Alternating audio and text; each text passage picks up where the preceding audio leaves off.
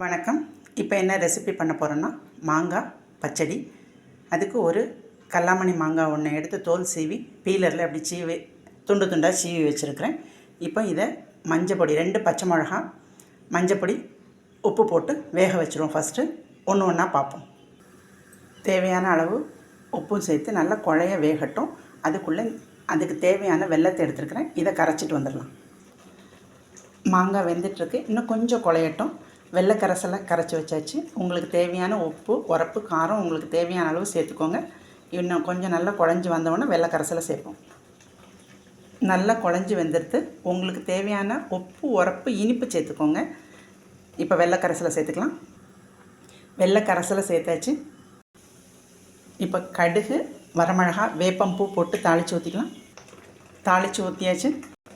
அறுசுவையும் கலந்த மாங்காய் பச்சடி தயார். பிடிச்சிருந்தா லைக் பண்ணுங்கள், ஷேர் பண்ணுங்கள், சப்ஸ்கிரைப் பண்ணுங்கள். நன்றி.